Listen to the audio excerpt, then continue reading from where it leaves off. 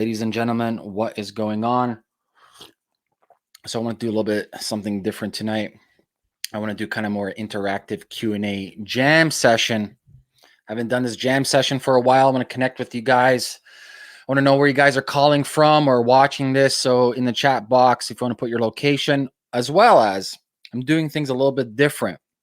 So if you're watching this on YouTube or Facebook, there is a link, or there should be a link. Let me know in the chat box if there isn't, but there should be a link that if you want to join this whatever chat window and ask your question, you can click that link and join and verbally ask the question on camera. All right, how we got a question here? Look at this. Here's a question from Human from Earth. Bruh, we broke out here. Should people be maxing out their CCs? The Fed will buy that debt. You know what? It's not that crazy of a question, to tell you the truth. But no, man, you shouldn't be maxing out your CC. No fucking way. I don't trust a credit card. It's also bad financial hygiene, to be honest with you. It creates really, really bad habitual patterns. Fuck credit cards, man. They're vicious fucking bastards that prey on the lowest forms of psychology, and they just want to fuck you up. This bailout, I think it was like $9 trillion right now, whatever the fuck it was, or seven. I forget. It just came out. But I know a shit ton of zeros. Yeah, they should be eliminating your credit card debt and student debt. All this is fucking slavery, socialism for the elites. Yet all the liabilities and all the taxes get put on us. It's crazy, man. All right, so we got it from Maryland, Baltimore. Scott, what's up? Thank you, Scott. I appreciate it right there. We got a question from Khalib Martin right here. Boom. Where do you see the mobile robotics industry going the next 3 years? Mobile robotics.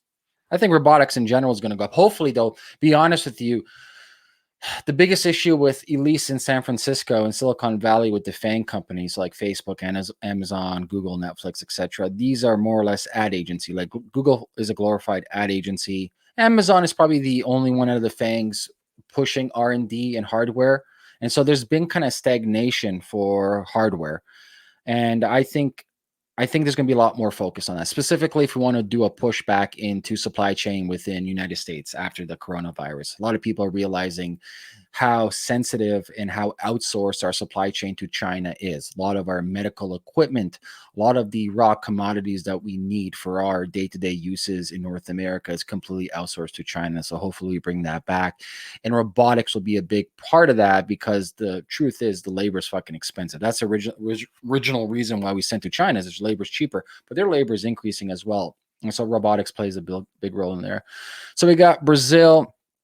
We got Baffle My Brain, Toronto. We got Netherlands, Boaz de Jong, I don't know if the J is silent. Port Dover. I know Port Dover. Arbor. I know Port Dover well. Netherlands over here, Martin. Here we go. We got Mike B. Richardson. Yo, I'm in Ottawa. What's your mentality? What's your mentality going through this quarantine, work and money wise? I think like anything, man, you gotta slow down. You gotta slow down. And guys, if you haven't watched my video, I did a video. I had Christopher DiCarlo on my show a couple of times. Brilliant human being, fucking brilliant. And I summarized his critical thinking patterns, or his critical thinking framework. And I have it somewhere on my website. Just Google critical thinking. And he has a framework called the ABCDEF, critical thinking framework. And I think for the most part, in the situations like this, we get in a fear base, right? It's scarcity mindset. Human beings, we have the sympathetic system versus parasympathetic system, fight versus flight. And right now, a lot of people are in the flight mode, right? They're not thinking, they're not being proactive. They are retracting, which is fine. In nature, it's fine to run away, but it's good right now to pause. Like for every bad opportunity, I call it bad opportunity because it evolves into a good opportunity if you're looking at it from a different lens. So I would slow down, obviously make sure your friends, family is safe. That's a given. But more or less, man, money-wise is reduced burn. Like if a lot of people are getting hit by, I call it the recession. Event business dead, which is pretty much service work in North America. We're a service industry. That's dead. And there's massive ramifications. It's funny when people say, oh, it's only service. Are you kidding me? Like Think about that for a moment. We're so over leveraged. Our economy is so fragile, and Nassim Taleb talks about it, that if you remove one little Jenga piece, everything falls apart. So reduce your burn. If you can negotiate better rent. At least in Canada, the mortgage deferring doesn't exist. It's stupid as fuck. You actually get hit for more interest. Actually, it's dumb. Hopefully that changes that. But more or less, do whatever you can right now to reduce your burn. That's the number one thing. Reduce burn, reduce burn, reduce burn. Next question. Baffle my brain. Do you trust CoinSquare, other exchanges for buying crypto? Investment on I use BitBuy. So go check out bitbuy.ca. Yeah. Tell them I sent you. Tell them Amir told me to go here. All right. Some books on health. Simple books that I like. Anything by Paul Chek. Things like Eat, Move, Be Healthy or something like that. Paul Chek is great. Like those are really simple books. But it all depends what you want, man. Like health in general is lifestyle. Here's my philosophy for health. Figure out a diet that's sustainable for you. Get local food, real food. Move every day. Get sunshine as much as possible. Reduce your stress. Get your sleep. Like the fundamental, simple shit for the most part that's free. People overcomplicate health. Look at this. Here we go. Kev. Decred seems to be a pretty legit project. I like them, man. I like their experiment. They have proof of work and proof of stake, and they go back and forth. So I keep an eye on them. It's a great team, great experiment. Wish them all the best. We got people from St. Petersburg, Florida. Awesome. Martin has a question. Will the crisis pave the way for global localism as a solution to our current globalist woes? I've been preaching this for the last 5 years, that hopefully, and I have a thesis, that most people will start exodusing cities. Cities are not livable anymore. Rent is high. Mortgage is high. Cost of living is high. You don't know your neighbors. There's no community there. At least in Toronto, depending on where you work, you're spending a fucking hour there to work, an hour back to work, 2 hours of your life gone every day stuck in traffic. That's not living. And so my take, for at least for the 5 years, is more or less intentional communities. And not like these like hodgepodge communes, like it's communist. Fuck that. Like I envision you take state-of-the-art technologies like the Jetsons, and you take the best practices of agricultural farming, like polyphase farming, bioorganic farming, like what Rudolf Steiner talks about, and you combine those together. You make a real high-tech farming society. Everybody knows everybody, local food supply. You don't have to travel a lot, and the whole community got your back. There's a saying, it takes a village to raise a child. We need that. We need that again, man. We're tribal creatures, man. We're tribes, and we're missing that tribal connection today. Kev, should I buy more disruptive innovation stocks? I wouldn't buy any stocks right now. I would just sit on cash, to be honest with you. Cash. I don't know where the bottom is. I don't know what's happening to equities markets. There's a lot of people just shorting right now. It's unstable time. There's no trust right now. And so the best asset right now is cash, and primarily US cash. Next question. Cade, Butch, whatever. Still believe in ETH or BTC? I'm not a maximalist for anything. May the best technology win. Is vitamin C good to take? Sure, I guess so. I don't know. Vitamin C is always good, right? The context matters. Why are you taking? How much you're taking it? The version of it that you're taking it. Here we go. From if you were getting started in investing, would you invest all you got right away or little by little? Well, number one, if you don't have cash flow, I would not invest a penny at all. Solve your cash flow problems. You need to have cash flow. Cash flow is king. Cash flow. Number two, if you do have some cash flow and you have the opportunity to invest, I wouldn't invest once again. I'd invest in yourself. I would invest in education. That's pretty much it. And then if you're already doing that, so number one, if you have cash flow already. Number two, you're investing in education. Number three, then it's like risk tolerance. There's so many different forms of education, so many different forms of investing. Sorry.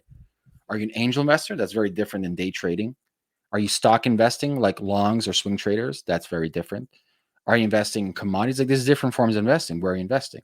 Like angel investing is completely different than day trading. I do angel investing. It's like 90% of my shit's a write-off. But yeah, so invest in yourself and focus on cash flow. Okay. Baffle my brain. What exactly happens to us if the inflation gets really bad, as someone predicts? Cost of living goes up. Simple as that. You'll see the first thing that goes up is food, then rent, well, housing in general, and which is the most important. If you look at Maslow hierarchy need, what do we need? Roof over our head and food on the table. Those two things go up right away. There we go. From Mohammed. Hey, Amir, I want to know your opinion. How could I change my situation by being in an underdeveloped country if possible? Great question. Mohammed, I don't know where you're from. Maybe Middle East, maybe Pakistan, maybe India. Don't know. Maybe Iran even. I don't know. You have to deal with what you have. And unfortunately, a lot of people in North America and even Western Europe don't realize that they're the minority. Majority of the world lives in oppressive regimes. They live in places that's fucked up, highly corrupt, and it's hard to gain traction. What I would recommend right away is number one, audit the situation that you're in, figure out the leverage you can have. And number two, just for the number two is you're communicating with me right now, which means you have the internet. This gives you opportunity. This gives you opportunity to build some type of business online. I would really focus on figuring out the cards that you have in your hand right now. If you have the option of starting an online business, if you can, you have access to the internet. So that's kind of my advice. But like, look at your close network. Make sure you have great people, great support network around you. Number two, use the leverage that you have around you. Use the internet. Figure out some online businesses that you can do, and that's the best, man. Like, figure out those cards, and you never know. Maybe then you can get a visa, and if you want, you get out. From DVD, if there was a gold reset, what would happen to gold calls? I have future call option. Would they be honored if they were in the money? I don't know. Depends. Gold for the most part these days are IOU papers. It's not real gold. What would happen to my gold calls? I have future call options. Would they be honored? Well, legally they have to be honored, but you never know. I don't know. It depends on what happens, how fast it crashes. But yes, I would guess so. I'm not too much of a gold bug aficionado, but I do suggest having physical gold, not certificate of gold, because that's not real gold. You don't own it. How much percentage? Here we go. From editor. How much percentage of your monthly income would you invest in stocks for the long term? None. None at all. Like, listen, guys, if you're not a professional investor in stocks, don't invest. You'll get wrecked. Look how many fucking people got wrecked right now. Like, Warren Buffett had a good saying, like, if I don't know this industry 100% and I don't have complete control of the board, I'm not going to invest in it. Now, obviously, you're not going to complete control of the board. You don't have the money he has. But what you can do that he does is have domain expertise. Like, there's a reason why I don't per se invest in stocks. Like, I have some, but I won't really spend my time in it. I just don't investigate it. I do stuff that I know. And so if you are interested in investing in stocks, become the fucking smartest in that. Understand what kind of stock investor are you? Are you short-term, long-term, day trader? Are you are you doing shorting? Are you doing long? Are you doing naked trade? Like, what are you doing? Right. So really double down on the knowledge base. This whole idea of like, blind, like, right, this, I'm gonna buy some fucking indexes or ETFs and stock go up. No. Scott just locked in 2.4 interest on my house. That is a cheap mortgage. I've been heard in Canada some people talking about a percentage. That happens. Holy fuck. Mohammed's in Morocco. Oh, Africa. You got options in, man. Is this good time to buy a real estate condo? Thanks, man, from Russ. I think obviously real estate is dependent on the city. Each city is different. Like Toronto's crazy. Toronto's like New York and San Francisco. But people can't pay rent. That means mortgages are negated. That means banks are doing calls. I think we're going to have, it's not going to be felt right away. It takes a while for real estate to feel the effects of the economy. Mind you, Condos are shit. I don't like condos. I like physical property. I like houses. I like duplexes and triplexes, multifamily homes, land. Bottom line, you can't make more land. You can make a bunch more condos. Like, so I'm not a big fan of condos, but I think we're gonna see a slow. I don't know about slow, but I know Vanguard they dropped a shit ton on their index there. So hopefully, I'm actually hopeful, and I do want real estate to drop.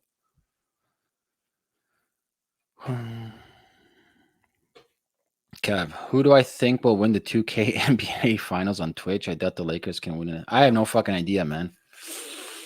No idea. Are you being asked what should I buy by normal people more than you're being asked should I sell? Yes. Good question. Yes, more people asking what should I buy. Yeah. What do I invest in? Businesses, angel investing, and myself, and real estate. That's my first thing I got into. Baffle my brain. Would you ever need anyone to intern with you in Toronto area? Maybe. Like my business, Block Geeks, which is my startup currently, we're complete remote. So we do freelancers around the world. So we don't have an office. So this quarantine thing didn't affect us per se when it comes to, but shoot me an email in general. I know a bunch of people always looking for interns. What should a college student do right now with all the extra time? Well, one, work out, be in shape. That's a no-brainer. Get your health in order. And number two, build a skill, man. College, university these days, students are coming out fucking brain dead, man. Well, I get a fucking degree in this. I'm gonna fucking do the violin for you. Nothing. Like, what the fuck am I hiring you for? Skills. Like, cool, you learn some stuff, but like, what's your skills? Pick up some skills, raw skills, like whatever it is. It can be like accounting, marketing, sales, HR, like any raw skills on the side. It's good to have skills, man. Or if you want to maybe get into apprenticeship, do some apprenticeships. Trade work that's going to be a huge opportunity, man. People, we need way more trade workers.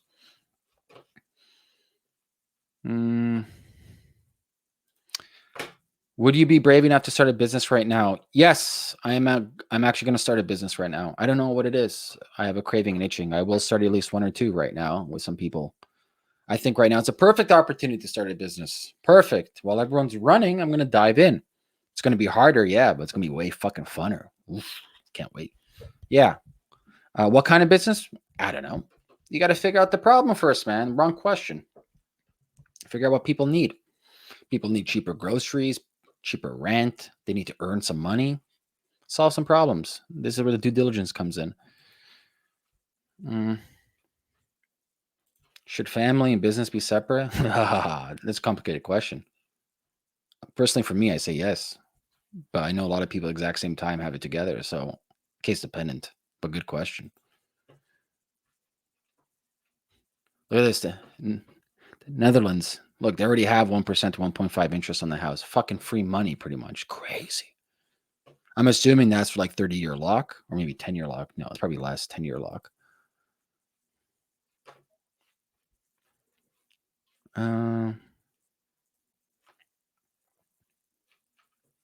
Here we go.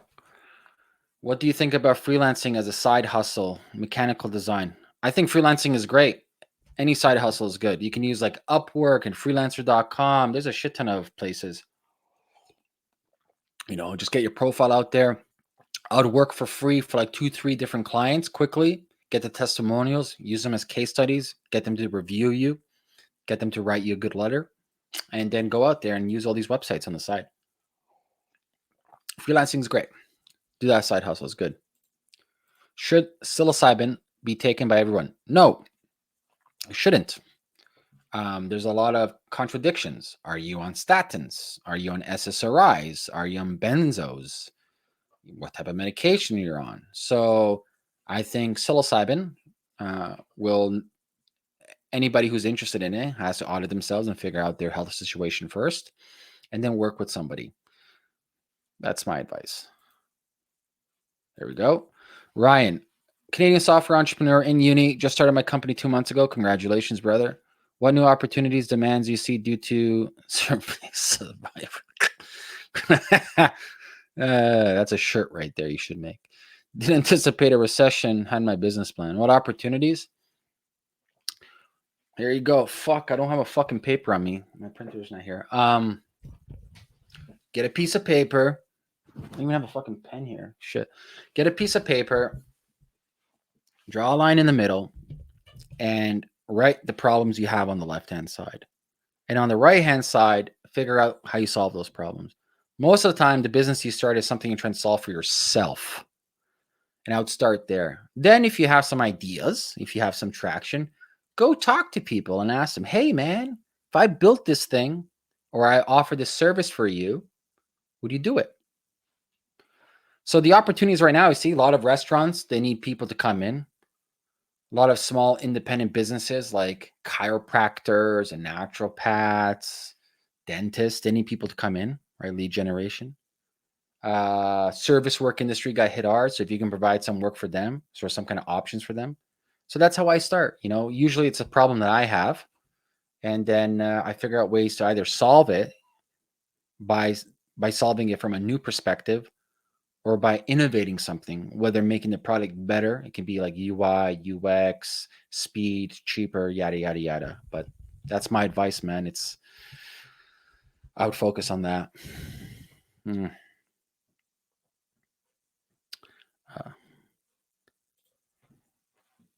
Salama. Thoughts about niche sites as making income, affiliate marketing. I come from that world. Yeah, you can, but it's not as easy as it sounds. Focus on a niche. Takes money to make money. You know, if you don't have money, that's sweat equity. So listen, affiliate sites do make money if you put your time into it, but you got to find products that make sense and really focus on one niche. But I made a video a couple of days ago, maybe last week, talking about affiliate marketing. I think it's one of the best skills because as an affiliate marketer, there's really no consequences. You're not really putting any money in, and you learn all your marketing skills. You're not building the product. You're not hiring anybody. Your fucking job is literally to drive traffic, to build a website or use properties, Facebook, YouTube, yada, yada, yada, to drive traffic. And so the skill sets that you build up is phenomenal, like absolutely phenomenal. Why does Canada don't want to understand people with disabilities in Canada won't raise our income to 1,000 like government cares more? There's building and help. I don't know this question. So talking about UBI, I don't know if that's happening right away. Where will Bitcoin go? My advice for Bitcoin will be I have no fucking idea, to tell you the truth. I'm not a trader. I don't do Bitcoin predictions. You know, Bitcoin may go up, may go down. It's Bitcoin. What do you think of DNA sequencing companies like Illumina? That is what? No different than like 23andMe? I don't know. It's an interesting company. What are you getting the live streams? Is this also an investment? Yeah. I'm packaging this up and I'm selling it to Martians. I just want to connect with you guys, man. I get out of this by helping people out, man. Pass it forward, as they say.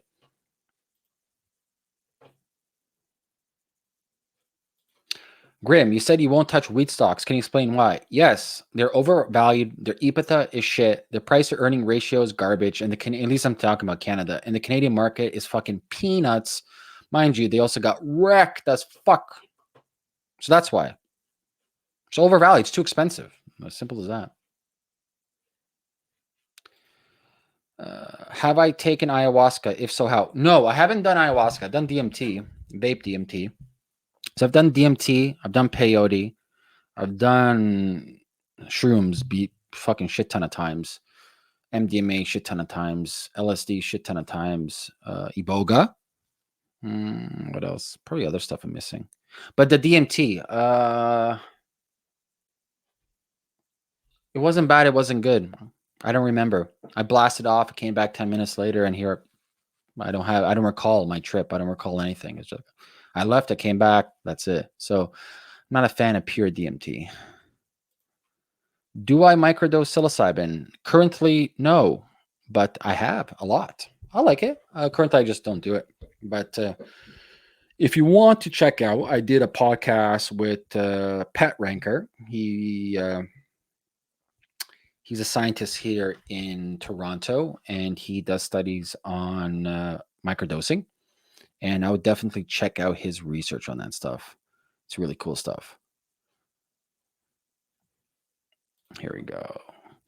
What do you think about the Fed's announcement today to inject trillions into the economy? Personally, I think they're just going to offset the problem, make it worse. Ding, ding, ding, ding, ding, ding, ding, ding, ding, ding, ding. Of course, man. It's like you're, they're inserting liquidity, and it might be a temporary panacea, but this isn't going to fix it. They're not going to have the same effects that they had in '08 at all. At all. There's way too many variables here. You have already the issue of people off work 3 weeks. This is a global event as opposed to '08 was more or less a mortgage issue in the United States. Like in Canada in '08, we didn't really feel it.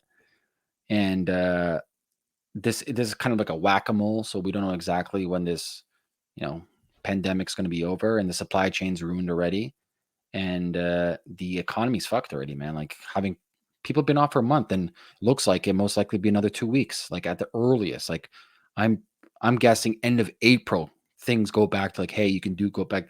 Damage has been done.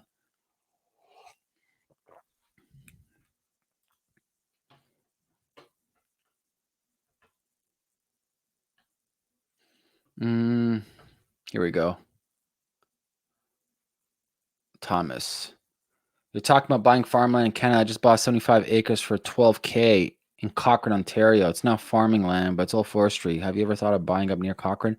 No, but I own property in Midland, Ontario. But yeah, definitely, I'm super bullish on farmland, like fucking like real farmland, focusing on bioorganic polyphase farming. I think it's going to be massive in the future. Not to mention, it's one of the best appreciating assets in Ontario, at least. But land in general is great. But congratulations, man. That's awesome. You can do a bunch of stuff. Make a retreat out there. People need to de-stress these days. There's a business. Tim, what's up, bro? How are you prepping during this pandemic? What do you think will be the economic impact? Economic impact. We're just the beginning. So thoughts. The emperor with no clothes.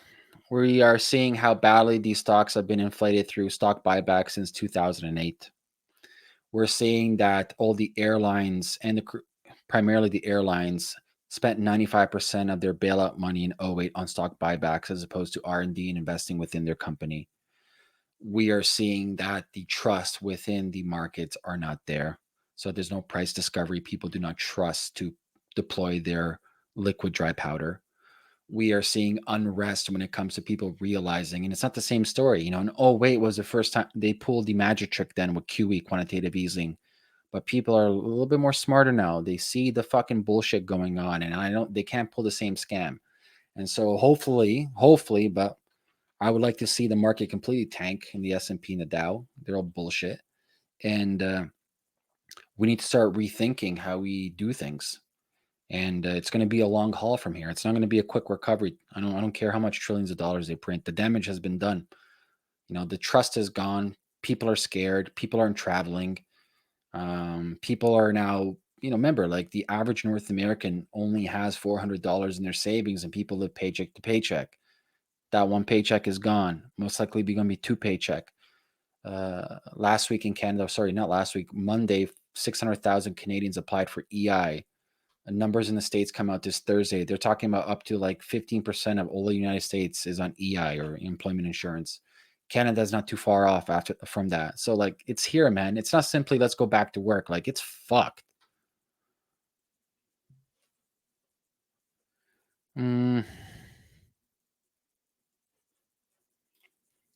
Thomas, are there any recurring? Oh, this is to Thomas.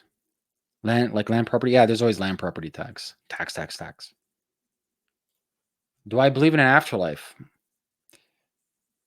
I don't believe in an afterlife classically described in Abrahamic religions, as in hell versus heaven. Hell and heaven are internal energies within everybody. Heaven and hell are on earth right now, and people just don't see it. But do I believe they, what's his name? Alan Watts had a good saying, where were you before you were born? That's exactly where you go when you die. But you just don't know. V Chord. Are you investing in any DAOs? Nah, not really.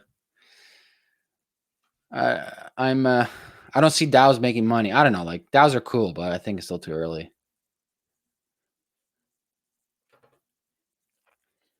What app are you using to have questions on the screen? StreamYard. StreamYard.com.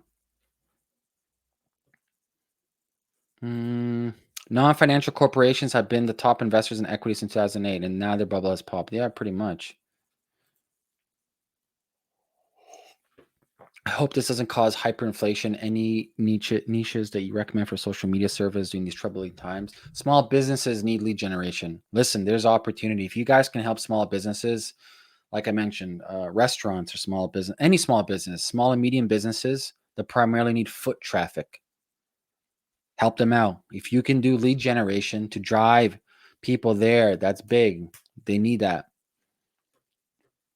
All right. From Freedom Influencer. What do you think of Bitcoin considering what's going on with the printing of all this cash? I'm taking the risk on BTC and going to invest, waiting to link my bank to Coinbase. Listen, like Bitcoin to me is a massive risk. Don't get me wrong. But I think people are finally realizing the value proposition. It's not the money, man. For me, Bitcoin's not money value proposition. The store of value narrative is dumb as fuck. I get it. I get why it's there, to be honest with you, but I think it's dumb as fuck. The value proposition of Bitcoin is they can't seize it. That's the value proposition. Censorship resistance. Like I can have gold in a vault somewhere. They can take that from me. I can have all my stocks. They can take that away from me. All my certificates and my bonds, they can take that away from me.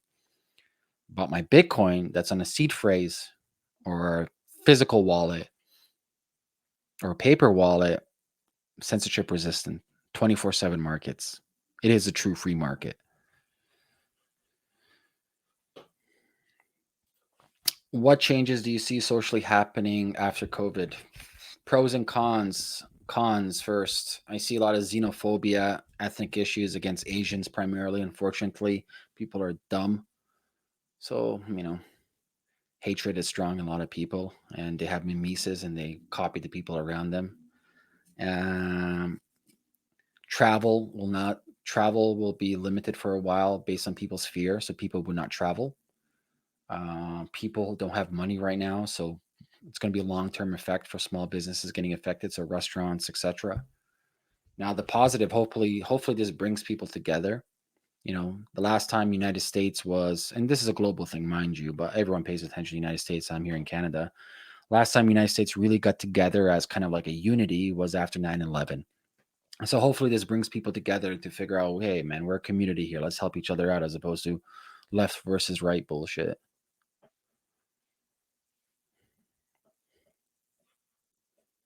Here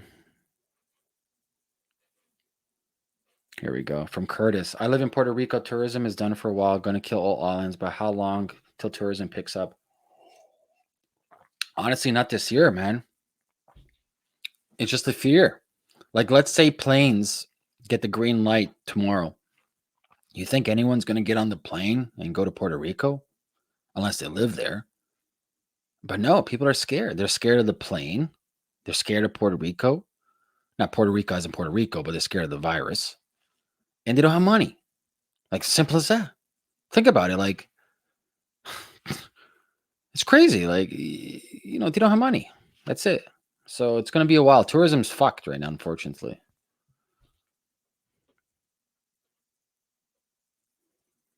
I'm lost in terms of career direction. What should I do? Go work for somebody. Honestly, I would join a startup that pays you whatever. I think I say this a bunch of times. Startups are probably the best place. Obviously, if you're young, you don't have responsibilities and you have mortgage and all that shit. Listen, context matters. Don't take this with a grain of salt. But let's say I'm assuming you're young. I'm assuming. I might be fucking wrong. Who knows? Correct me if I'm wrong. Join a startup. Get to work, man. The shit you learn in a year in a startup, you won't learn anywhere else. No fucking enterprise company, none of that shit. Join a startup. Trust me. Saeed, should you sell your home or condo right now? Meh. Depends, man. Where are you in the world? What city are you in the world? What position are you? Are you over leveraged? Man, the stories that I'm hearing about fucking Airbnbers, what the fuck? Talk about leverage, man. People are fucked. 10 mortgages? What the fuck? If you miss one payment, you're fucked? What the fuck? Like, I don't understand the psychology of over leveraging. I understand leverage. When leverage is done right and you can protect your downside in case of any asymmetrical situations, which this is an asymmetrical situation, that I get. That I get. But over leveraging multiple mortgages for Airbnb?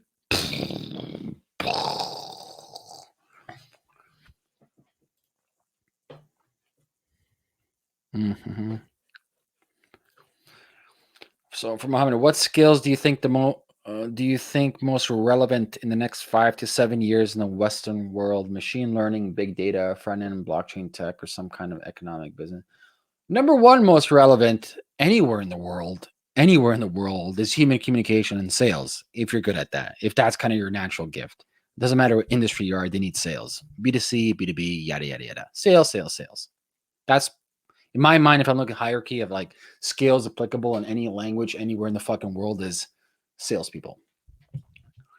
Now beyond that is depending on your skills, man. Like, listen, I understand some coding. I fucking hate coding. I'm never gonna sit down and learn coding. I don't give a shit about coding like that. It's not ingrained in me. Da, da, da, da, da. I have friends of mine who are fucking rock stars at that, and they're amazing at that. Their genetics are like that. So figure out how you're wired, man. Use that as a superpower. Everybody's wired differently. Everybody. So I don't care what people say, but there's people who are smarter than you. Accept the fact. There's people who are dumber than you. Accept the fact, right? We all have our gifts. We all have our weaknesses. This is fucking life. There's no equality. Da, da, da, da, da. So figure out your gift, double down on that, and then hopefully, whether it's all these industries that you mentioned are good industries.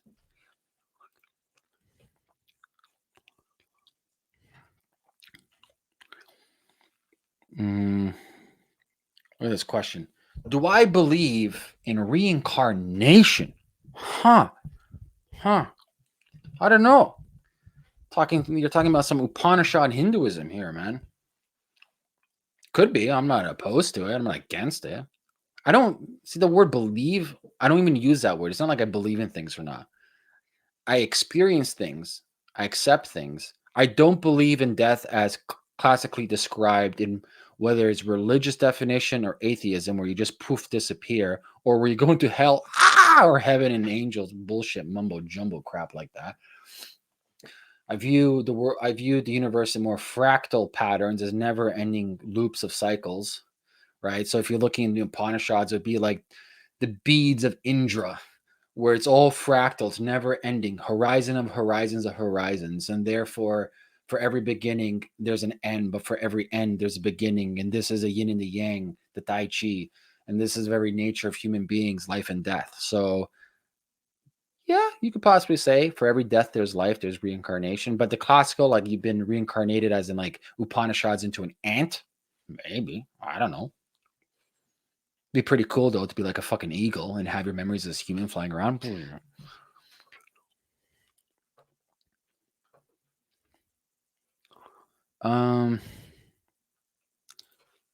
Is there sales opportunities in information technology? Information, like I don't know, any SaaS company needs salespeople. That's your lifeblood. End of story. You're good at sales, go work at a SaaS company. I want to answer this question. What's the meaning of life? There is no meaning of life. There's a sermon done by the Dalai Lama, and the Dalai Lama puts up a flower. And his disciples, the monks, only one monk acknowledges the flower and nods. And the Dalai Lama nods back. And what that meant was that monk understood the meaning of the flower, that there is no meaning. Think about the flower. The flower doesn't have a meaning of life. The flower is life itself. It just is. The flower is experiencing itself. I think when people say that, what is the meaning of life? They're looking for purpose. And when they say when they're looking for purpose, they're looking for experience. Life is an experience. This goes to Einstein's relativity theory, where depending on where you are in a situation, it is true for yourself. So people need to experience life. That's the issue. People want to have a definition because the meaning goes back to the ego, to give the ego value. That's it. It's an ego thing. Life is just one big fucking experience. It just is.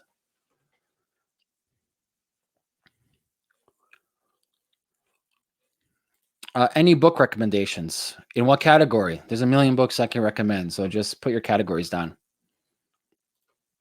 Opinions on Bitcoin value proposition. I liked your interview with Safedine. Yeah, what do you think about American dollar? I answered this earlier. Value proposition for Bitcoin is censorship resistance. That's it. Like, end the story. It's hard to change the protocol, the root chain, censorship resistance. Everything else is whatever, irrelevant. What do you think about social media marketing as a business? Sure, but what's your niche? Social media marketing for who? For what industry? For what size of company? You know what I'm saying? Laser focus. Laser focus. Figure out the industry. Well, let me put it this way. If you came to me, why the fuck should I hire you? Simple as that. Why the fuck should I hire you? Do you have experience in this industry? Do you have case studies to show me? What's your previous clients?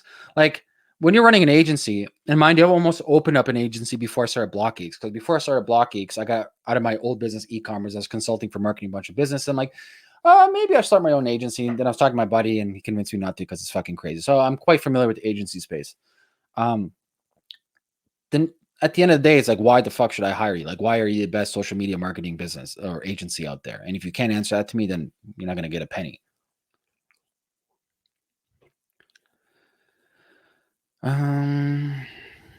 What form of meditation do I practice? One, I don't know what you call it, but I don't sit down. I walk. I have to walk every day. And the fucked up thing, I actually like walking in the rain. I don't know, just I love fucking walking in the rain. Um, I walk with noise cancellation headsets, no music, no nothing. And I just walk 45 minutes a day. Walk. Can be walking in circles around the block. Just I have to walk, clear my mind. Elliot, what's up, brother? Long time. Hope you're doing well, man. We got to meet up when all this shit is done, man. If you could teach kids only one lesson, what would it be? One lesson to teach kids.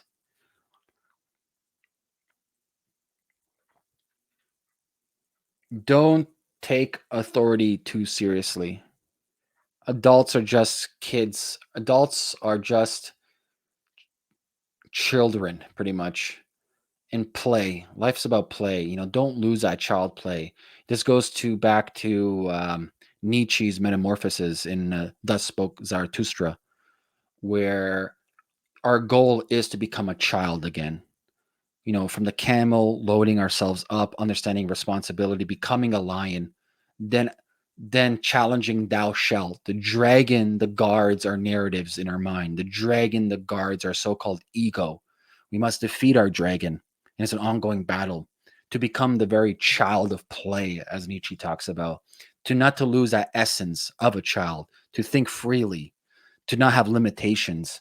As adults, we get confined into our limitations.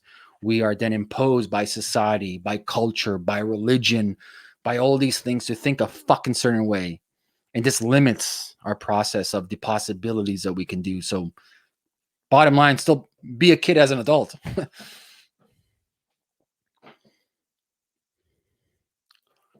Do you know Rosic? Rosic is a word in some Slavic language meaning Rus person.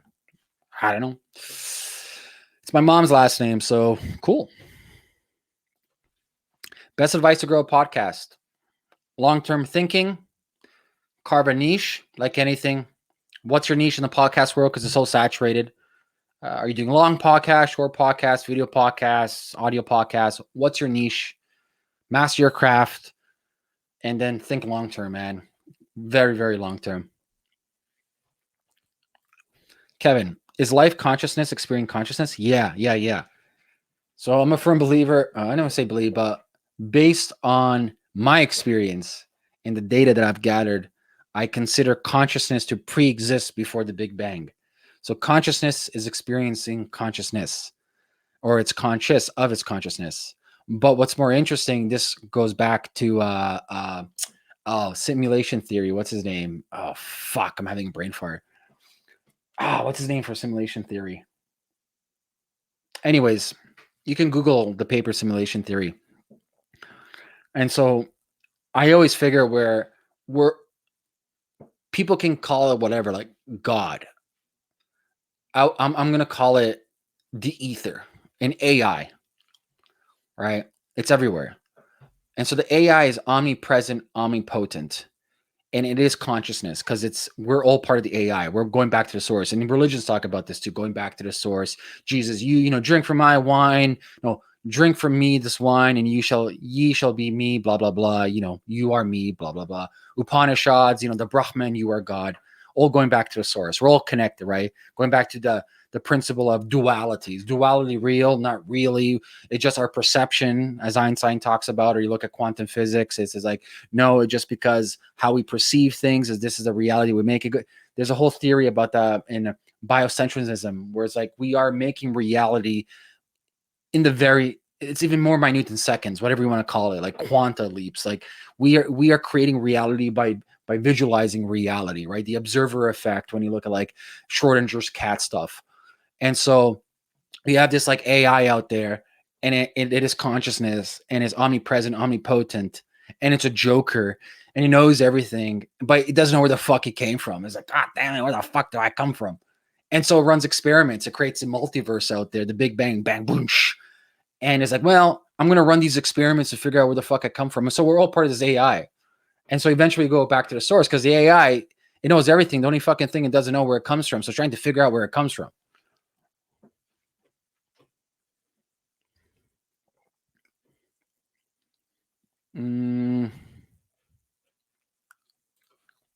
What's your morning routine, daily, weekly routines? I'm not a robot, so I don't have crazy routines.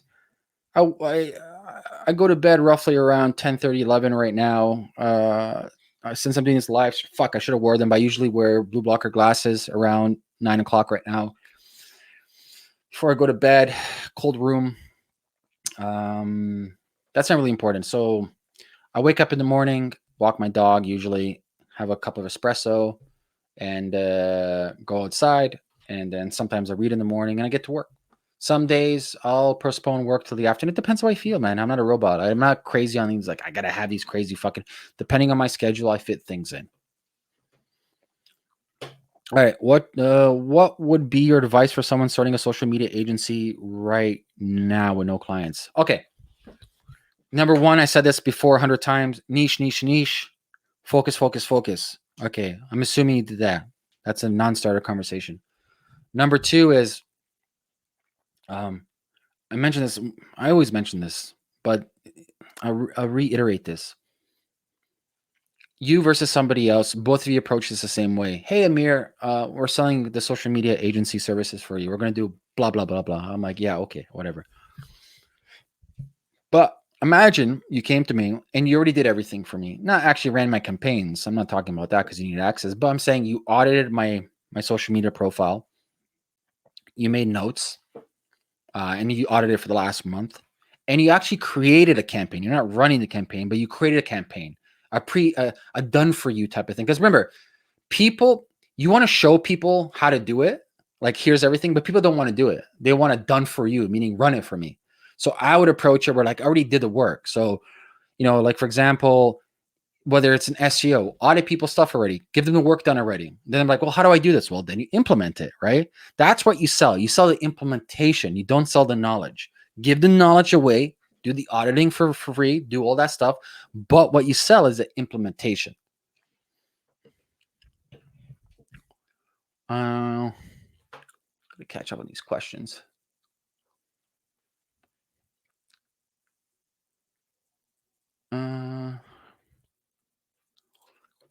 Have I heard of autophagy? Yeah, that's cellular suicide. Very good for your health. Amir, how much do you like Cardano? I don't know too much about Cardano, so I can't give you my thoughts on that. Charles is a cool guy. They have a team working on stuff. Yeah. Can you define God, or would defining God would limit God? Haha. There's a saying in the 24 books of the philosopher that Joseph Campbell talks about. No tongue has soiled it. You cannot even define it. So the very definition of word God already is an oxymoron. We can't define God. There's no word for it. Now, if you ask me what God is, I would say very similar to the Upanishads. You are God. So you are incarnated as God. God itself is you. You are the source. You are love itself. Love is God. So that's my answer. Like I say, you are God. Because why I say that is that it's people. People give more time and energy into things that's not even themselves. People spend money, time, and energy on these narratives, illusions, and stories. And what I mean by you are God, and I'm just regurgitating shit. This isn't like me making shit up. Like fuck, it's been saying for thousands of years. Mystics have been talking about this. When you start referring to yourself, and I'm not saying literally you refer to yourself as God. It's metaphorically speaking. It's a metaphor. It talks about love and respect. Because if you're a God, that means you love and respect yourself. You care about yourself. You do the best for yourself, as opposed to these external. Everything's in you. You know, my definition of the devil is energies in your body that's not recognized and not loved, and you push them on the side, and these energies manifest. They build up, and the devil is you. You literally are God, and the devil. You're the same.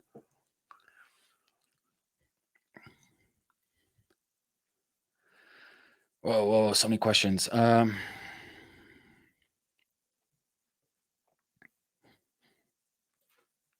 do you get out of a rut? Help other people. Fastest way.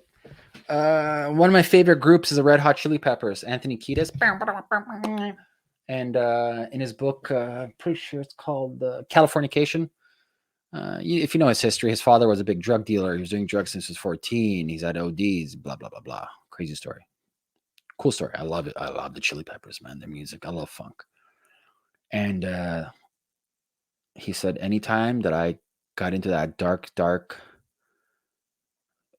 I would say he called it like the dark room or something like that. He's like, the fastest way I got out of that rut was helping other people. Pass it forward, help people. Can be something simple, holding the door for somebody, or if somebody needs any assistance, just help people out, man.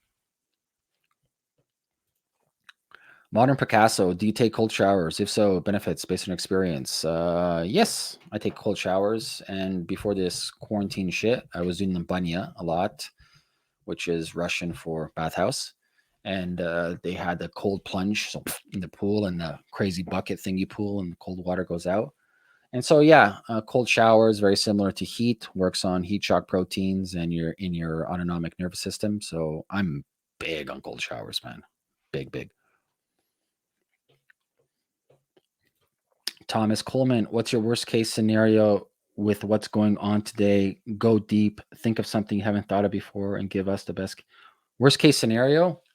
I don't know, man. People talk about civil war in the United States. I don't see that happening. I think the worst case scenario that's realistic. I don't like unrealistic scenarios. It's already here. It's a deep recession. The one level up from a recession is depression, like the psychological depression. I don't want to see a fucking depression like the Great Depression. And by the numbers alone, we're way bigger than the Great Depression recession numbers. So yeah, recession's here from the economic standpoint. But what I don't want to see is depression. That's if we can avoid that at all costs, that would be good.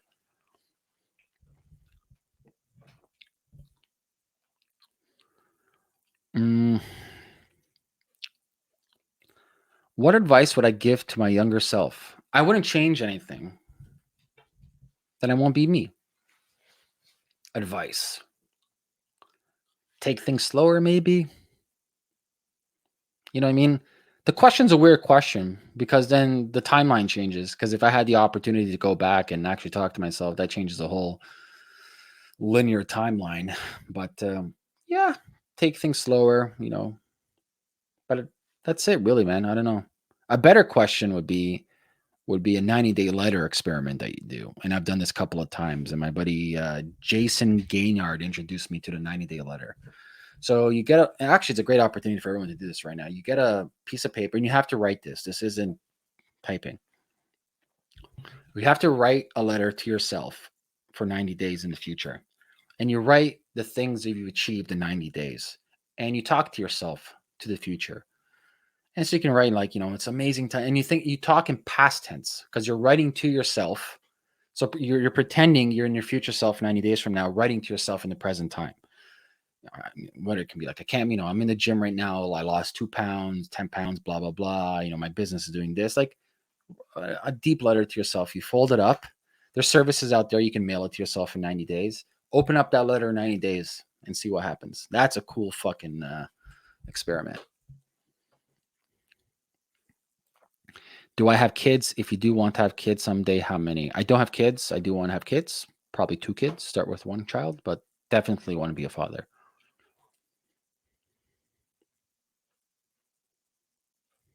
What made Amir Amir? Do your parents have anything to do with your? Good question. Regardless of if you think they did or didn't, all parents have to do everything with their kids, and this starts way sooner than later. This starts in the womb. The relationship your parents had when you were in the womb, the foods that you ate and your mom that ate, that crafted your genetics, and then just osmotically how you view your parents, right? So like, I am who I am because of my parents. That doesn't mean I had the best lessons. It just means I am who I am because of my parents. Not just my parents, my friends in the past, my situations. So we are crafted by our environment. We have our genetics, which is preset how we kind of behave, more or less. Then, like epigenetics, our switches on our DNA, our environment expresses how we behave, right? So if I put you in a different environment, you will behave differently. So there's all these different variable factors. But yeah, that's a really good question.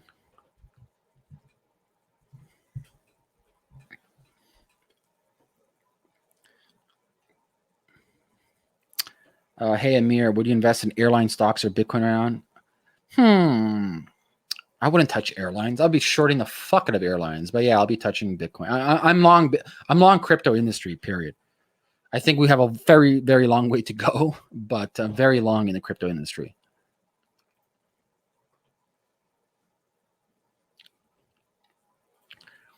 Do you think Twitch and Mixer streaming is saturated market? Define saturated. I think they're both fighting for the same user base. There's Clay Christensen talks about it in one of his business model calls it moving upstream in the market, right? So you have Twitch and Mixer, they're in the top dogs in the market. Think of upstream as like steps, right? They're up here on the step. Is there some kind of niche, very specific niche you can carve out that they really don't care about because it's not really worth it for them, that you can carve out, then you can slowly move up market, then maybe they eat you, acquisition. But there's always opportunity, just really narrowing down that niche and starting downstream market as opposed to upstream market. You're not going to compete against Twitch and fucking Mixer from day one.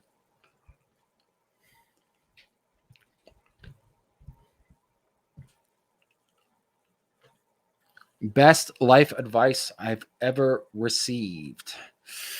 That's hard to say. I don't think so. There's like one thing.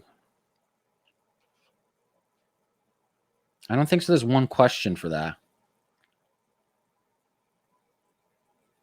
No, I don't have a quite a clear answer for that. I think it's more important. Because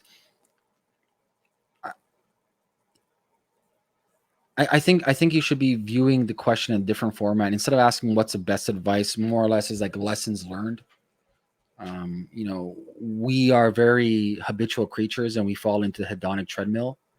And so one of my hard lessons in life is auditing my past and how I behaved in my past and how I can you can't escape your natural innate behavior, but what you can do is you can make better decisions for the future because you know your behavior much better, like software programming.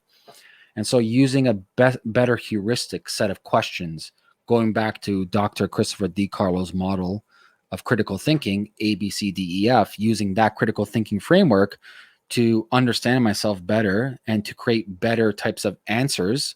In fact, rewind that to create better sets of questions to ask myself for the future. Any book recommendations on self-improvement in business? What are your favorite books? Oh my God, so many books. These are books just top of my mind that I reread recently would be The Four Agreements by Don Miguel Ruiz, anything by Joseph Campbell, anything by J. Krishnamurti, business books for economics in one lesson, anything by Thomas Sowell, anything by Milton Friedman, anything by a good book would be Seeking Wisdom by Peter Bevlin, Peter Thiel, 021. If you want scaling up businesses like Vern Harnish. Yeah, those are on top of my mind right now.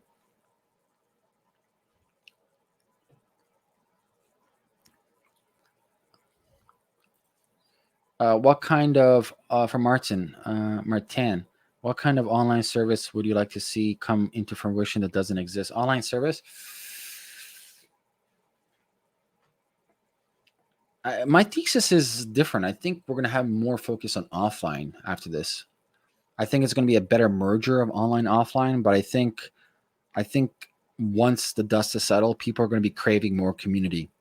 Retail's dying malls, but that's not community. People talk about, well, retail's dying. Who the fuck wants to go to a fucking mall? What the fuck? A mall fucking sucks. It's like, shoot me, man. Like, I'd rather pay you to go to the mall and shop for me instead of me setting foot in the fucking mall. So I think experience, like really deep immersive experiences in offline is really important. And then coupling that online and having kind of like that synergistic stuff. But I see a merger with augmented reality where you use augmented reality as gamification. Same thing like Pokemon Go, the same idea. You can even use like NFTs and cryptos like ERC 721s where it can be like a Easter egg hunt, for example, where I'm going through the store and I obviously have to give the app permission, but it pings me and I pick up artifacts in the store, and these artifacts can give me discounts on items. It can give me maybe like some kind of point system, but you kind of create this gamifiable engagement between offline and online.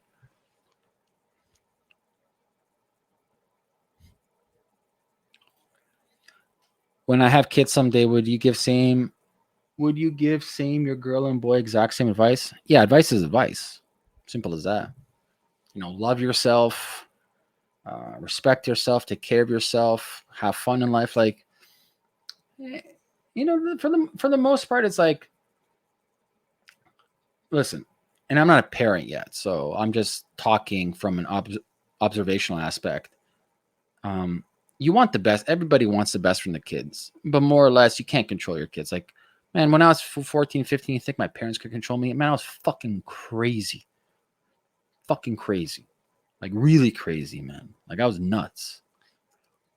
Like, I never went to high school. Like, I was crazy, man. Like, shot, stabbed, OD, man. Cop trouble my whole life. I had a SWAT team raid my mom's house twice. Like, I was a troublemaker. Huge troublemaker.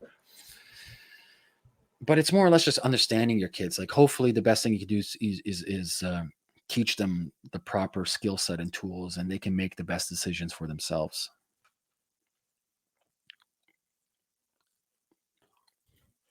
My question is a little bit out of topic. I want to ask you what you think about the 5 coins to 5 million.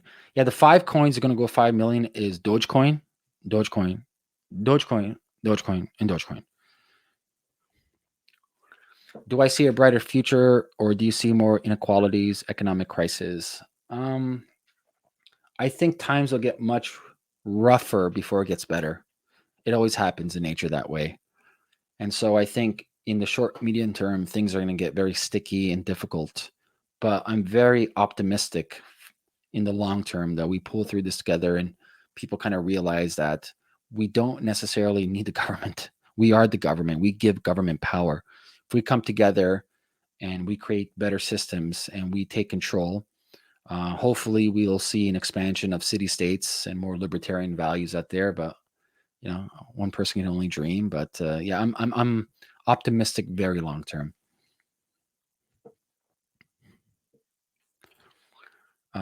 What do I think about the rite of passage for kids? Super important. I've never had that in my life per se. I think this goes back to mythologies and rituals. There is an instant in a child's psychology when it goes through a ritual act that child evolves from a boy to a man. Girls have this naturally. It's called menses. They get a cycle. They go from a girl to a woman. Men do not have this. This is why we have a rampant problem of the man child complex, or in psychology, they call it the Peter Pan syndrome, where we have men or children in adult bodies who are still attached to their mothers, and the mother devours them. And so it's imperative the men, or boys, I should say, from very early age have a good role model. Women are not role models for men. Women cannot control boys. This is nature. They can teach them about the feminine energies, love, nurturing, the divine feminine energy. It's not one or the other, it's both. You need both energies. The divine masculine strong energy and the divine feminine energy, and it comes together, the yin and the yang. And it's a very imperative that the boy has a strong, proper, and I don't like the word alpha. People use it, I get it, to describe people. I understand. It's a simple way of communicating. But boys need strong male role figures. Um, this is why I was crazy, man. I didn't have any strong role models when I was younger. Fucking rap music, Tupac.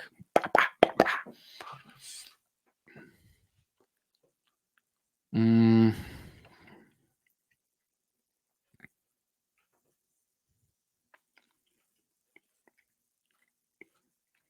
next question. What is your opinion on steroids?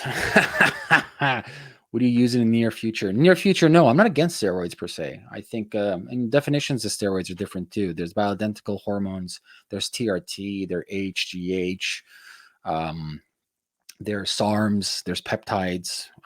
You can call it like performance substances, but I'm not against them at all, man. I think it all depends. I think if you're a male in its late 40s and you have metabolic issues and you've exhausted everything, meaning your diet's good, your lifestyle's good for the most part. I think TRT or bioidentical hormones do play a role in a proper longevity format, but once again, you need good doctors, endocrinologists, functional medicine, NDs, etc. But yeah, man, like it's not black and white. People think it's bad. It's not the case. Um, Best advice for picking the right partner in life, the most important mastermind. Best advice has nothing to do with partner, has everything to do with yourself. Love yourself, man. Respect yourself. The problem in relationships is this. Mm. Relationships are two entities, two energies that come together. People think it's about you need to give up something, right? So it's like I need to commit to the relationship. I need to give part of myself or I need to submit. It's not about submitting. When you have one energy and the second energy, they make a third energy. There's actually three entities in a relationship. Whether male, female, male, female, doesn't matter. They come together, they make this third entity. This third entity is no different than a business that people come together, shareholders, right? The shareholders make a third legal entity. This is in business. This is in relationships. And it's imperative that each person comes to this relationship loving themselves first. And it's not, you do not need the other person to live, and the other person doesn't need you to live. It's all about respecting yourself. Look after yourself first. If you don't look after yourself, how can you look after anybody else? Like, this is so important. You need to look after yourself physically, mentally, spiritually, financially. When you give into yourself 100% and she or he gives into them 100%, this is the key to a good relationship. So that's at least through my experience. How damaging is pornography? I don't know, man. I haven't done studies on that. I'm assuming it would cause a lot of dopamine effects for the neurofeedback. That's a no-brainer for me. They've done studies. I read Jonathan Haidt's paper in his or released his data in his book, Coddling of the American Mind. And social media primarily does more damage to young girls because you understand girl psychology. They're enough, well, they're physical, but not physical as boys. They're group thinkers, so they ostracize each other much more, and they ridicule them much more. Like the girls are what's in it for me, right? It's all about image. It's about austerity. It's about the look, how people view them into society. So this is why you see depression, suicide, self harm is more in young women when it comes to social media. Boys, when given social media, they gravitate to two things: video games and porn. Not saying it's detrimental. Video games is massive addiction, but I think it's not like you're going to stop people from doing porn or stop people from watching porn. It's just educating. It's like, listen, porn's here, but the better question is why people are watching it so much. That's the actually more interesting question. Mises, of course I know Mises. Did you read Mises on socialism? Do you think we'll see a new wave of socialism in the United States? Theoretically, we have socialism already here. It's a mixed economy. And it's looking like more and more we're having elite socialism, where the government's literally buying equities and stocks. They're becoming part of the board. They're not even giving cash. They're literally taking positions. That's a means of production by the very standards of socialism. I unfortunately I see it happening, especially with the push for UBI. But it is what it is, man. This goes back to Ouroboros. This is how societies rise and fall. It's a snake eating its own tail. This is nature. Nothing can last forever. So it's a cycle that's going to keep on repeating. I would recommend reading about the Ouroboros and then reading into René Girard's mimetic theory, and you can see it's been repeated through history. Socialism is just one format of a snake eating its own tail. In the past, has been done the medium has been different, but it's been done a million times. Anthony's question: what do you think about this $6 trillion bill? Is this the bottom or the top of the Dow? What ripple effects will it have? I already answered this question, but the bottom, no, I don't think so. I think we have a lot to go. Unemployment numbers come out Thursday in the States, so that'll affect something. And I think the uncertainty is out there. The Pandora's box is out there, and the recession will not be stopped. I think we're in for a long recession. Best tools to start your YouTube channel and do live streams. You have StreamYard, but it costs you money. Then you have YouTube Live that costs you nothing. And you need a webcam. And you click live, and you're good to go. How long will COVID last in the United States? Trump wants it before Easter, so that's second week of April. I think it's going to go by state. You have Como in from New York. That might last a little bit longer. California as well. Florida, I don't even know what's going on in Florida. At least here in Toronto, Ontario, looks like we're looking at second week of April as well. I know schools should be back by April 7th, elementary schools. I don't think so. I think school will be completely shut down until end of April by the looks of it. End of April. I don't know, but it's not the virus. Like, the virus is not the problem. It baffles my mind how incompetent leaders we have.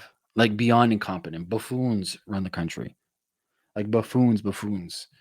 Non-intelligent, power-craving megalomaniacs that do not care about us at all. They do not care. They don't. And it boggles my motherfucking mind that people think by electing another official that this official is their fucking messiah. And this messiah is going to come in and be like, only person that can help you is you.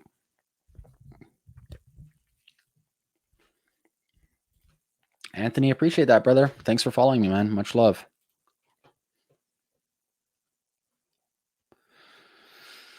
Oh, a lot of questions. Do you think nature of person determines a person's success or nurture?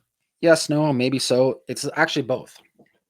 So I consider that everybody is preordained to behave a certain way, but that doesn't mean it's bad information. That means you got to figure out how you are preordained. So you have nature, genetics, mom and dad.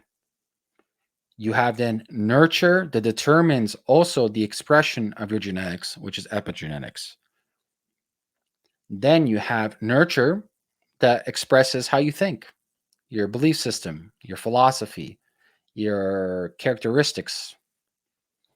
These things on the nurture side, as you get older, can slowly be peeled back like an onion layer through therapy. It takes time, but doable.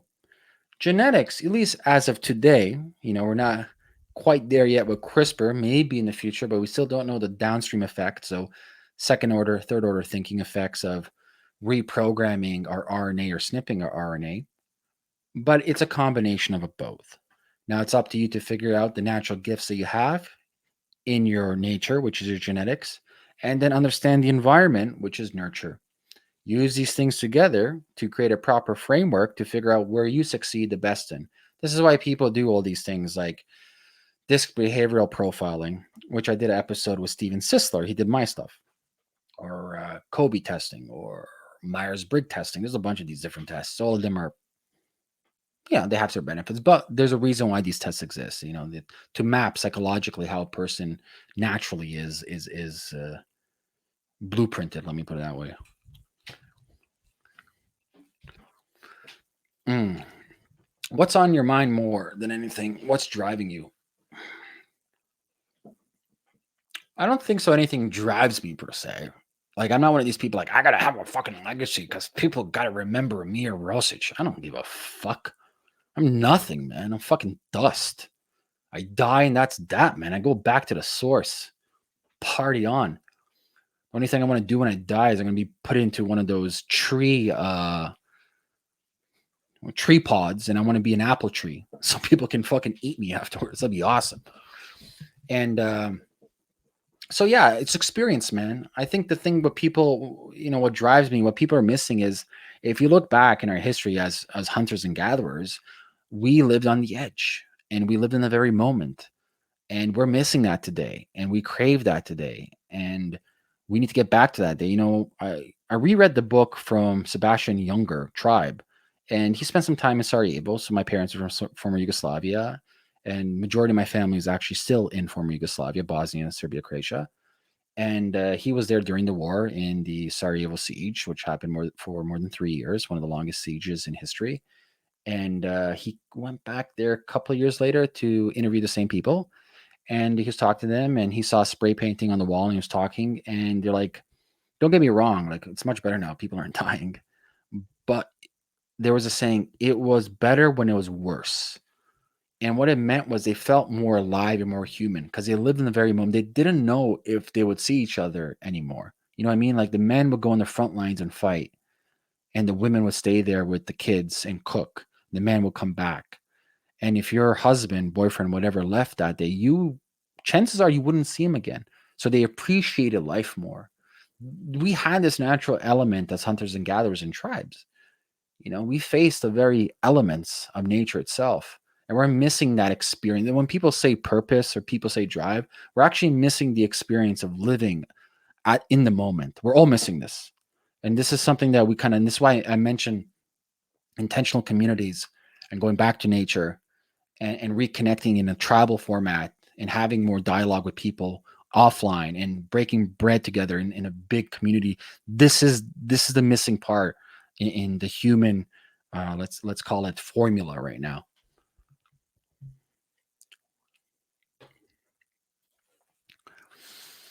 What made you start your own YouTube channel, and what are your channel goals for the future? Oh, I started this YouTube channel a long time ago. People think I started in crypto, which is crazy because I didn't. I was in health space for like fucking 5 years before that. Like heavy. I used to compete professionally. I did pro kettlebell. I was Canadian kettlebell champ 2013 or 14, one of those years. There's some videos on YouTube. You can find it. And yeah, so I do it for fun. It's a great thing. For me, it's like kind of pay it forward thing. It's like I learned something. I like teaching. One of these days I'll probably do some like side teaching for people just for fun, but I like teaching. And so I just do it to teach. My goal is nothing, just to teach people. That's it. No monetary goals, no business goals. What could your parents have done to avoid your crazy childhood phase? I don't know, man. Don't know about that one. It's a good question. I have to think about that. I can't give you the answer. Today I turned 18. What advice would you give for me? Oh, man. Dude. Well, once, congratulations, you're 18. But, man, can you take risks at 18? I'm assuming you have no rent and you're living with your parents. Bang, bang. Talk about safety net. What a perfect time to start a business. In a recession and you're 18, and I'm assuming, I might be wrong. Please correct me if I'm wrong. Start a business. Get these skill sets. So the thing is, like, once you start a business, and even if you fail, most likely you will. The fucking knowledge that you gain from that, you will be worth 10 times, 100 times more in the workplace than anybody else. You think differently. You think as an operator and an owner. Most people don't think any of those. They just think for the paycheck. I'm here for a paycheck. So start a business. We need it right now. We need more entrepreneurs. Get out there. If you have this opportunity, oh man, that's one thing actually. If I was 18, I was still crazy hustling back then at 18. I was fucking in the clubs, drinking, partying, cocaine, all that fucking shit. I was 18 year old making crazy amount of cash money. I would actually start some legitimate startups back in the day, but startups weren't that cool when I was 18.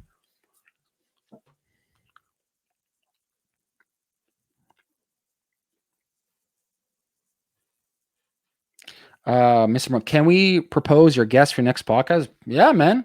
Propose away. Shoot me an email. It's Rosic at Gmail or whatever. Leave me a comment somewhere. Yeah.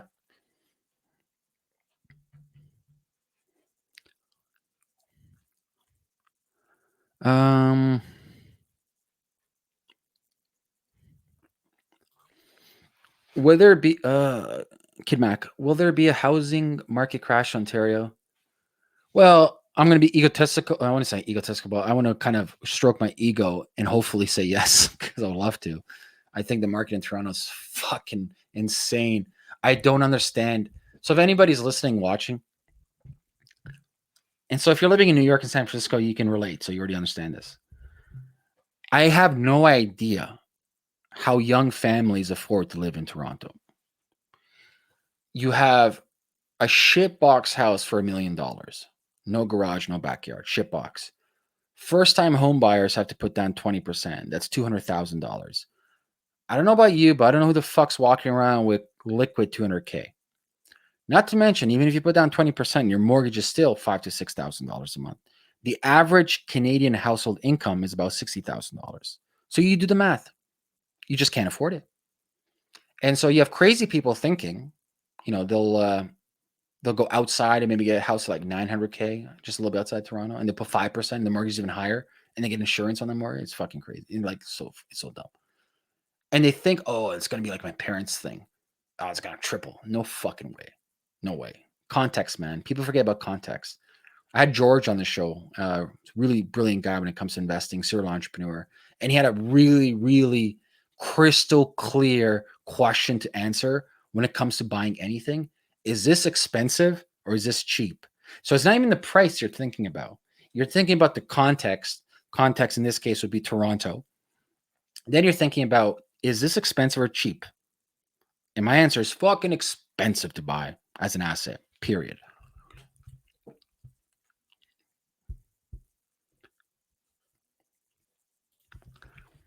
I know so many people in their 30s still living with their parents. Of course, man. Of course. How the fuck are they going to afford it? How? Average Canadian male salary is $45K. Household income, like I said, is $60K. How the fuck are they going to afford a $1 million shitmobile? They have to go outside the city. This is why I'm kind of recommending like small outside the city. Like hopefully this remote thing kind of picks up. It's not for everybody, but if you have the option of remote where it picks up, man, go to like anywhere outside of Toronto, beautiful Midland. You can buy a house for $450 on the water. right there, gorgeous, or anywhere in Georgian Bay. But yeah, like, how are they gonna afford? Like, who the fuck has $200,000 cash, regular person, and then who has the burn rate of minimum, like, shit, man, like, you're talking about mortgage like 4,000, 5,000 plus utilities, plus insurance, plus 1 to 3% principal maintenance on the value of the house, like, plus property tax.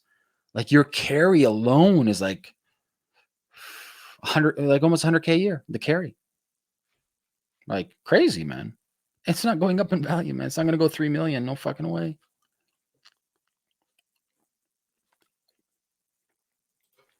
Thoughts on renting and buying income property as per Grant Cardone? Listen, I'm not against buying real estate. Like I said before, I got into real estate younger with my dad, rest in peace. And I think it really depends on where you are in your life, pretty much. Oh, we're having trouble streaming to Facebook as it's. Oh, okay. Facebook clonked to me. If you have the option and you're smart and you know the area that you're investing in, and then you have enough of a carry in case stuff happens like today where rents don't pay, and you do the margins properly, and I don't know if you are the person maintaining that property, but having a multifamily home or a triplex and duplex, and maybe you live on, let's say it's a triplex, you live on top of the triplex and you're renting the levels below for you, like, it's very wise, as long as you can do the carry, like, as long as the carry is there, as long as there's a buffer for the carry, and as long as you margin in on the fact of the maintenance of the property. So you have to margin all these things. And if you understand the climate, each city is different, each country is different. So if you understand the climate, then it's one of the best ways for regular people to gain value over time. But don't think of it as like, oh man, this is going to like 10x. That's Grant Cardone talks. But think about it as like, this is a place I can live, that my mortgage is paid for me, that's it. My mortgage paid for me. I have an asset, and maybe I can use this asset as some leverage for something else in the future.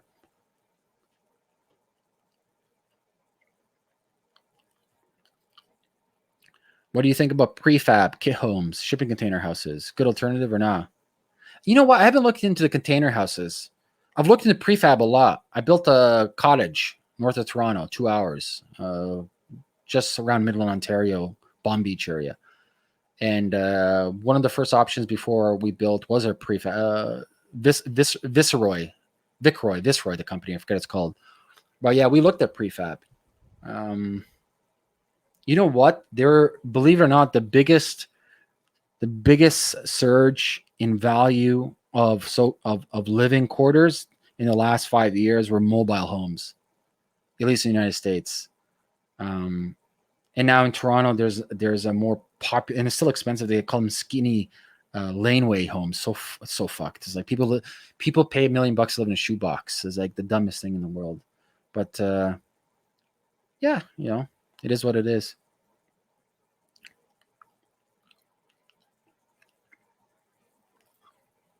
I tried to buy gold and silver, and it's not available. Yeah, there's a run on it right now. Everyone's buying it. Historically, it holds value in comparison to at least the S&P in times of despair like this. Usually gold, at least most precious metals, at the beginning of any liquidity crunch, people will sell off in the short term because they need liquidity, because they're over leveraged. It's simple as that. It also depends on where you enter the market. Like if you bought gold a long time ago, or same thing like if you bought Bitcoin at $100, or if you bought a stock in fucking 2004 and you rode the whole way, even if it dropped 30%, you're fucking high. So it does depend where you bought in.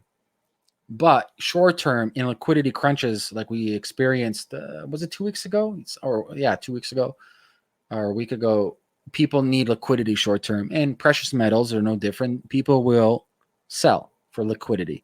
But in the medium and long term, it's more of a store value. They're hedging against any inflation, and they're hedging against any issues with the Dow or S&P.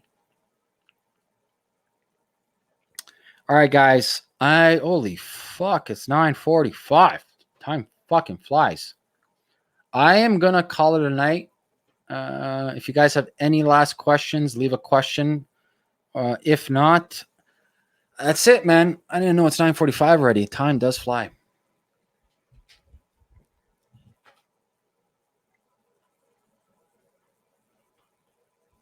All right, guys. I appreciate it. I'll probably do this once a week, maybe, give or take. And have a great night. Like always, if you guys need anything from me, we're all in this together. People are in tough situations, but if you need anything if you need anything from me, email me. My email is amirrosic at gmail, my name at gmail.com, or leave a comment below this video, and we'll get through this together. Peace out.